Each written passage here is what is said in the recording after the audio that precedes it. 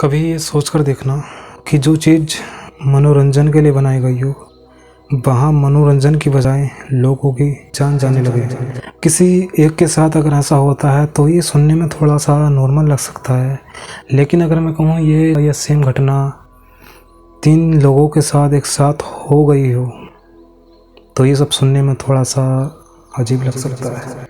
जी हाँ, कुछ ऐसा ही होता है अमेरिका के लेक सानी एम्यूजमेंट पार्क के साथ।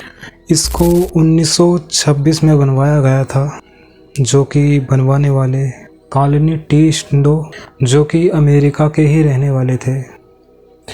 इनको ये अंदाज़ा नहीं था कि इन्होंने पार्क बनवा तो लिया, इनको अंदाज़ा नहीं था कि पार्क शुरू होने के कुछ ही दिनों बाद पार्क को हमेशा के लिए बंद भी करना पड़ सकता है। शुरुआती दिनों में तो सब कुछ सही था, लेकिन कुछ दिनों में एक फैमिली वहाँ पर घूमने के लिए आती है। सब कुछ नॉर्मल ही था, बच्चे खेल रहे थे, चारों ओर शांति जैसा माहौल था। लेकिन इसी समय पता चलता है कि एक बच्चा जो कि स्विमिंग पूल में डूबकर मर जाता है। तो ये शांति सुकून जैसा माहौल शोर शराबे में बदल जाता है।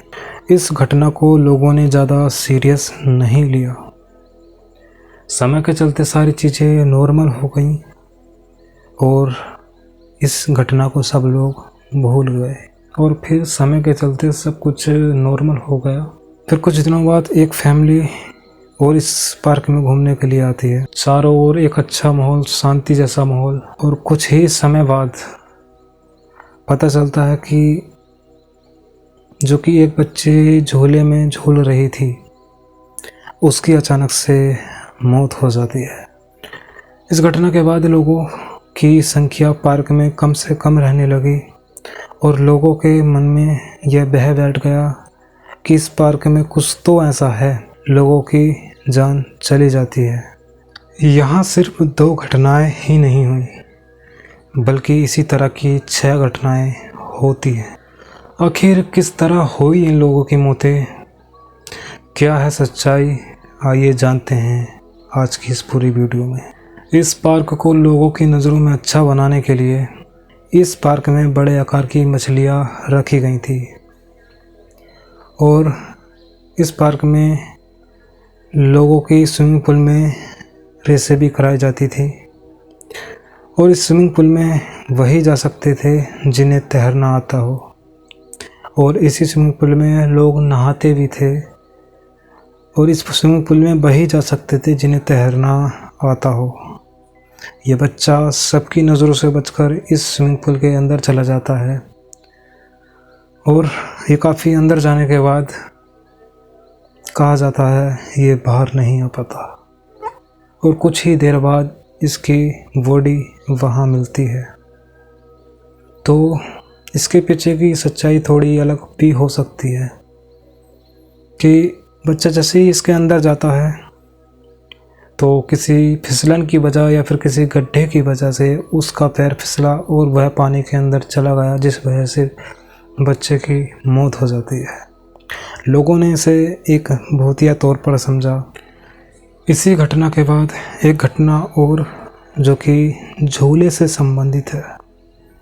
बताया जाता है कि एक ट्रक इस झूले के सामने आ जाता है, जिसे लेकर वो पार्क में ही आया था। शायद ब्रेक फेल या फिर चालक की लापरवाही की वजह से ये ट्रक इस झूले में टकरा जाता है और बच्चे की वहीं मौत हो जाती है। इसी तरह की घटनाओं के बाद इस पार्क को 1966 में हमेशा के लिए बंद कर दिया जाता है।